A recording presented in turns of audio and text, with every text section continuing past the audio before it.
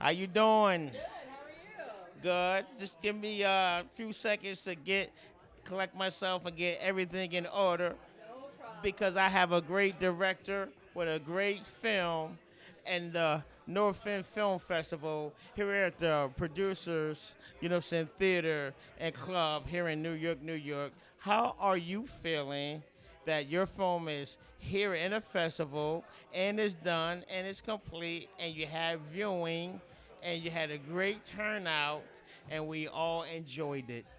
Oh, I feel really great about it. I mean, it's been a long road to get this finished, but it's all worth it, when you can get to a festival and have people see it, it's a great accomplishment. How long did it take to get the film done? Oh, wow. So I always say took about 7 years on and off because it was tough to get, all the interviewees and people's schedules, crew schedules, that kind of stuff. So, and then life gets in the way. So you can't always do what you want when you want to. But yeah, but 7 years off and on. What about the writing process? Can you talk to us about the writing? Well, the writing was me and Stephanie put the writing kind of together, and we were like, it was kind of off the cuff in a way because we were saying we should get some of the social side of it, we should get the legal side, and we should get some patients in there to talk about their experiences. So we just wanted a smattering of a little bit of, each on the medical side, of course, the psychologist, psychiatrist, that kind of stuff. What kind of challenges did you have trying to get cast? For one reason, one thing that happened was Stephen Henshaw, the psychologist we interviewed. He's a big, head of the department at UC Berkeley, and it was hard to get a hold of him. So we had to go to his house and do it. Okay. So we actually did it in his living room. We did his interview in the living room. Wow. Yeah. And another challenge was getting her daughter, Carolyn, to actually say, I want to do this. I want to be in the film, because we were thinking, well, it's okay. The mom's talking about this whole experience, but what about the daughter? Right. What does she want to say? How does she feel about what happened? And it was great because we were so excited to get her interview because we felt like she was like the missing piece. She was the missing piece. I mean, to get her perspective and let her talk about how hard it was for her, and what she had to fight through daily from a mental capacity. That's not easy in this era. No, it's not. And then the fact that, she got put in the juvenile hall for the whole thing, and she planned the whole thing with her boyfriend. And it was really devastating to me because when I first met Stephanie, I was referred to her by a friend of a friend, and he said, you need to talk to Stephanie. She has a really compelling story, and it's, her daughter almost tried to kill her, and it was about her mental health issues. And I went, wow.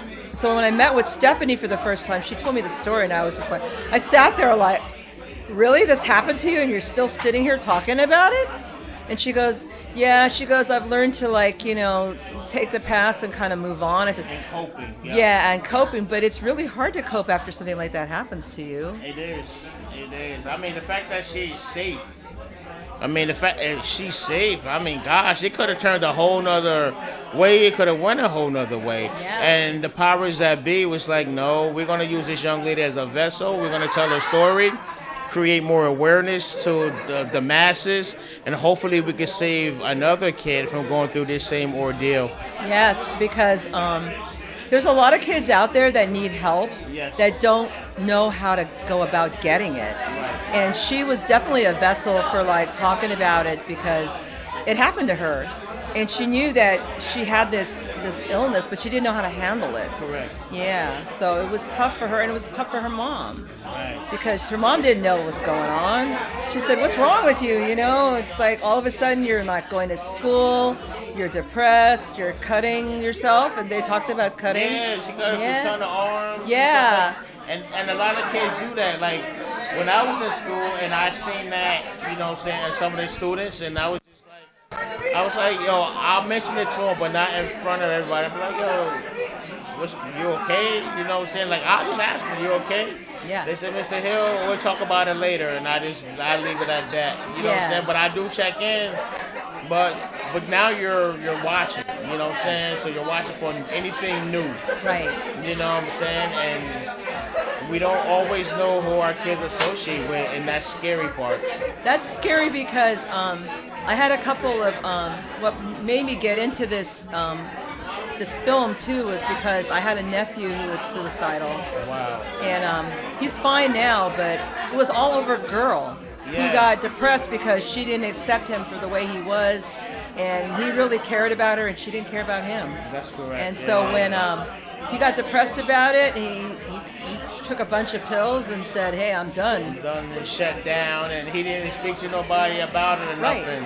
Yeah, he didn't talk to anybody, but he was at the beach, and it's a good thing my niece found him there, and she called the police, and he's good now. He's in a good place, but he's on medication for the depression. And that's scary because say that he don't have the meds, say that he runs into this ordeal again. Right. Like, does he have you know, saying a camp to reach out to keep him on the level, you know? And if he doesn't, we got to make sure that, you know, somebody in the family or associate of his could be there and be like, listen, you good? Let's go out there, let's go out and hang out. Let's go play pool. Let's go just do something to relieve any kind of stress and tension that you have internally. Right, and that's our tagline. There's someone in every family. Right. And you don't know. Nope. Because there was another incident with my husband's niece. Well, she was a friend of a friend's niece, and she committed suicide. It was just no warning. It was just like one day they found her, she was gone. You know, so you just don't know. And she was a young mother, just had a baby. So we're thinking, was it post depression, you know, that postpartum depression, that kind of stuff, or was she just had this stuff going on in her head for the longest? And she just got tired. Right. And she didn't have nobody. She felt no one cared about her and nothing like that. So she said, you know what? I'm just better off not being here. Right. And there's a lot of people that we don't know walking around.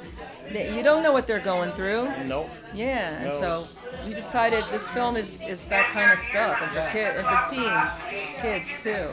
You know, we have to let them know that they can go somewhere, that they can get some help. Yes. Yeah. So I'm glad that you guys have all the outlets available at the end of the film that people can take advantage of, and I'm glad that you guys are going to move this forward to as many entities as you can so that it can be seen. And I would definitely love for you guys to get it out there for parents to download, like on a parental website to download, because the schools they can put it on their website for the parents to download, and at the parents' discretion they can watch it with their kids. Is what I recommend, so that the kids be like, look, only reason we're showing you this film is so that you guys, if you want to go into everything, just let us support you and support you through it. Right. You know what I'm saying? We can't walk in your shoes. Right. But we can support you through it. We can do what we can to help you, you know, handle it. Okay, and moving on from it is all about time. Yes, and what you were saying earlier, like a lot of parents don't even know what their kids are up to. They have no idea. Yeah, because like you said, they have to work, they have to, you know, get dinner ready, they have to do all the stuff to help the kids out. The kids don't get it sometimes, you know. Nobody gets it. Yeah, and then when you come home, it's like, why are you in your room, like with the door closed? And, you know, who are you talking to on social media? That's, you know, just don't know these days. Well, all our job is just to take it one day at a time and continuously build our kids up and turn he and she into stern persons and teach them how to handle the world. In case we're not here, they'll be able to move on and support each other. Right. So I appreciate you. Thank you. And please tell everybody where they can find your social media, okay, in case they want to check in with you, like your Instagram, Facebook, etc. Okay. Or if you have a website to show and promote any content that can support what our kids is going through. So I'm on Facebook, Asian Mainstream Productions. I have my own personal Facebook page on there as well. I have a website, www.asianmainstream.com. I'm on Instagram, and actually this film is on YouTube too for now. Oh, that's so great. Yeah, so it's under Borderline Mental Health Care and the Balance, but it's under my name, Maria Picar, so you can find it there if you want to see it too. Thank you. It's Caddy Boy Records, the Northwind Film Festival at the Producer Club and Theater here in New York, near Times Square. Thank you, and have a great day, and I will see you soon for your future projects. Thank you. Thank you very much. Love you.